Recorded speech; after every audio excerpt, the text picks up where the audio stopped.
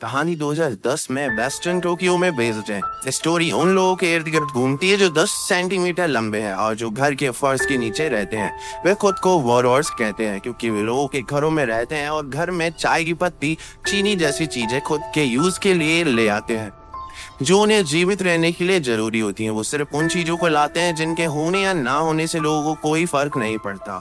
हम सू नाम के एक लड़के को देखते हैं जो कि अपनी नानी के यहाँ आया होता है। जब सू कार से उतरता है तो वह देखता है कि एक कैट झाड़ियों में किसी चीज पर हमला करने की कोशिश कर रही है, लेकिन एक कौवे के वहां आने से बिल्ली चली जाती है। सू ये देखने के लिए जाता है कि आखिर कैट किस पर हमला करने की कोशिश कर रही थी, जहां उसकी नजर एक स्मॉल लड़की पर पड़ती है जो कि उससे छुपने की कोशिश कर रही होती है। सू को उसकी नानी बुला लेती है, सो उसे जाना पड़ता है। उस छोटी लड़की का नाम एरिटी होता है जो कुछ फूल और पत्तियों को लेकर बेसमेंट में वापस चली जाती है। यहाँ हम एरिटी की मॉम को देखते हैं जो कि काफी चिंतित होती हैं। वो एरिटी को बताती हैं कि उसे ज्यादा बाहर नहीं रहना चाहिए क्योंकि उसके रिश्तेदारों को एक जानवर ने मार डाला था। एरिटी अपनी मॉम को गिफ्ट के रूप में पत्तियां देती है। एरिटी अब काफी एक्साइटेड होती है क्योंकि आज वो अपने फादर के साथ पहली बार वॉरोइंग के लिए जाने वाली थी। जब उसके फादर घर लौटते हैं तो वो उन्हें बताते हैं कि घर में कोई एक नया पर्सन आया है, जिस पर मॉम एरिटी को बोरोइंग पर जाने में हिचकिचाती हैं, लेकिन एरिटी जाना चाहती थी। सो फादर उसकी बात को मान जाते हैं। सो वो दोनों बोरोइंग के लिए निकल पड़ते हैं।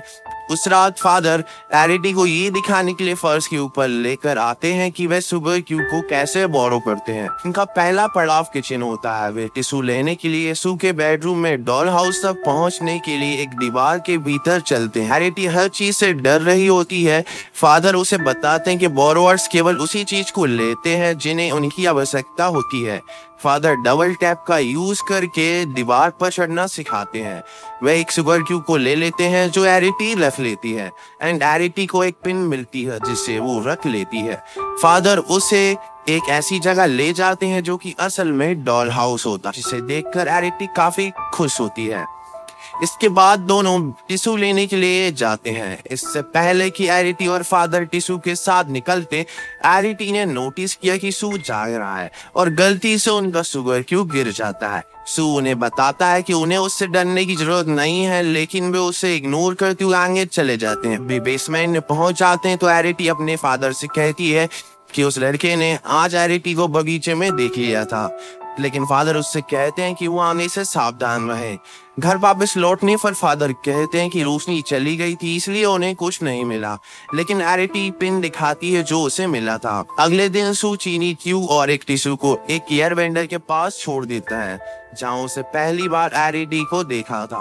पहले तो एरिटी उसे उठा लेती है, लेकिन फिर कुछ सोचकर वापस रख देती है और अंदर चली जाती है। कपड़े धोने के बाद एरिटी उस सुगर क्यूब को देखती है जहाँ उसे एक नोट मिलता है। जब उसके फैमिली मेंबर बिजी होते हैं तो एरिटी चुपके से सू के पास जाती है जहाँ वो सू से कहती है कि उसकी फैमिली को वो अकेला छोड़ दे, लेकिन तभी एक कौवा उस पर हमला कर देता है। अब तभी उसकी मैड हारू वहां आ जाती है जो कौवे को वहां से भगा देती है। सू किसी तरह एरिटी को छुपा लेता है, लेकिन एरिटी चुपके से वहां से निकल जाती है। उसके लौटने पर एरिटी को उसके फादर देख लेते हैं और वो मदर को बताते हैं कि ह्यूमंस को उनके बारे में पता चल गया है, सो उन्हें जल्दी ही ये जगह छोड़नी होगी।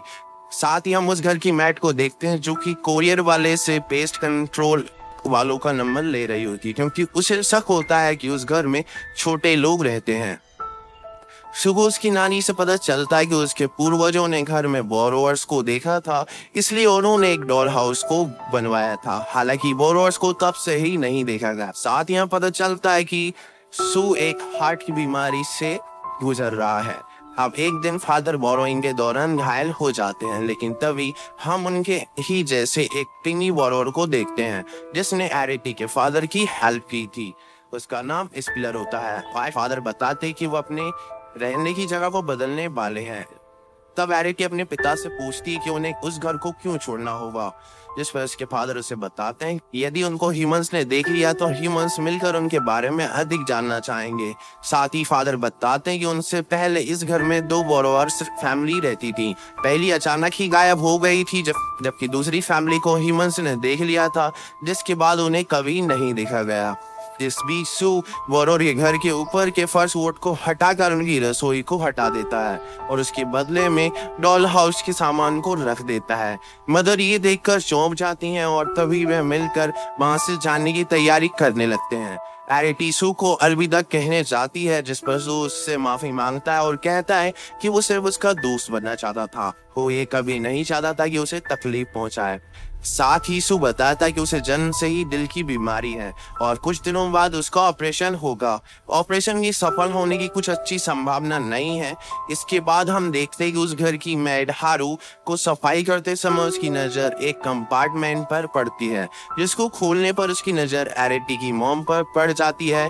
मदर हारू को देखकर चिल्लाने लगती है और मदर की आवाज को एरिटी सुन लेती है और चेक करने के लिए वापस चली जाती है, जहां हारू मदर को पकड़कर एक जार में बंद कर देती है और उसे स्टोर रूम में छिपा लेती है। जब एरिटी घर वापस लौटती तो उसे उसकी मदर नहीं मिलती और उसके घर की हालत को देखकर वह समझ जाती है कि कुछ तो गड़बड़ है।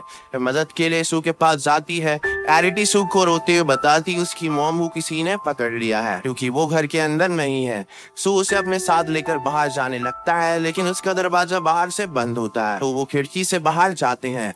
एरिटी उस खिड़की को अंदर से खोल देती है। सो एरिटी के साथ नीचे आ जाता है। यहाँ हारू की बातों से उन्हें समझ आ जाता है कि हो ना हो ये काम हारू ने ही किया है। तो सबसे पहले एरिटी एक घर के किचन को वापस से पहले जैसा कर देता है एंड फिर वो किचन में जाते हैं जहाँ वो एरिटी की मॉम को ढूंढते हैं।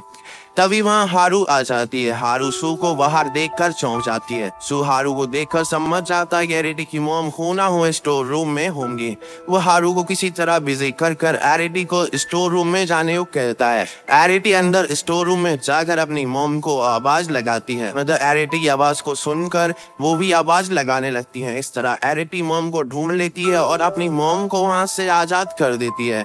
तभी सू वहां आ जाता है, जिसे देखकर मदर डर जाती है। तब एरिटी उन्हें विश्वास दिलाती है कि उससे उन्हें कोई खतरा नहीं है। तभी सू की नानी वहां आ जाती है। हारू बता दी उसने उन छोटे इंसानों को ढूंढ लिया है। हालांकि हारू जब उन छोटे इंसानों के रहने की जगह को दिखाती है तो उन्हें कोई नहीं दिखता। आखिर में वो एरिटी की मॉम को दिखाती है, लेकिन उस जार में एरिटी की मॉम नहीं होती। इस सबसे हारू गुस्से में आकर पेस्ट कंट्रोल वालों को भगा देती है। हालांकि सू की नानी को पता चल जाता है कि हारू की बात सही है, क्योंकि उस मग में पेड़ की पत्तियां होती हैं। सू उन्हें बताता है कि वह वॉरवर्स हैं, वह केवल उन्हीं चीजों को लेते हैं जो किसी काम की नहीं होती। यहाँ हम एरिटी और उसकी फैमिली को देखते हैं, जो कि उस घर को छोड़कर वहां से निकलकर जा रहे होते हैं। कुछ समय चलने के बाद वे एक जगह रात के खाने के लिए रुक जाते हैं। एरिटी दुखी होती है कि उसकी वजह से वे घर छोड़कर जा रहे हैं, लेकिन फादर और मदर उससे कहते हैं कि वे एक साथ फिर एक नया घर बनाएंगे और खुश रहेंगे। और जब एरिटी बाहर होती है तो सूगी बिल्ली एरिटी वो देखती है, मानो आंखों ही आंखों में वो कुछ संदेश देना चाहती हो। बिल्ली वापस सू के पास आ जाती है और एरिटी की ओर ले जाने लगती है। यहाँ एरिटी और उसकी फैमिली इस पिलर की मदद से किसी दूसरी जगह पर जा रहे होते हैं। अब तभी एरिटी को सू की आवाज आती है। सो एरिटी सू के पास जाती है, जहाँ सू एरिटी को गिफ्ट के तौर पर एक सुपर क्यू देता है और उसे बताता है कि लाइफ को जीने का मकसद मिल गया है। असल में वो एरिटी और उसकी फैमिली को देखकर काफी मोटिवेट हुआ होता है, क्योंकि उसकी फैमिली को छोटी से छोटी चीज के लिए काफी मुश्किलों का सामना करना पड़ता था। एरिटी उसके ऑपरेशन की सफल होने की कामना करती है और उसे अपना हेयर क्लिप दे देती है। इसके बाद वो वहां से चली जाती है, जहाँ उसका एक नई दुनिया इंतजार कर रही होती है। सू हमें बताता है कि उसने एरिटी को फिर कभी नहीं देखा। एक साल बाद वो घर लौट कर आता है और हमें पता चलता है कि उसका ऑपरेशन सफल रहा। इसके साथ ही ये मूवी एंड हो जाती है। आई होप गाइस वीडियो पसंद आई होगी। यदि वीडियो पसंद आई हो तो प्लीज वीडियो को लाइक और चैनल को सब्सक्राइब करना मत भूलिए।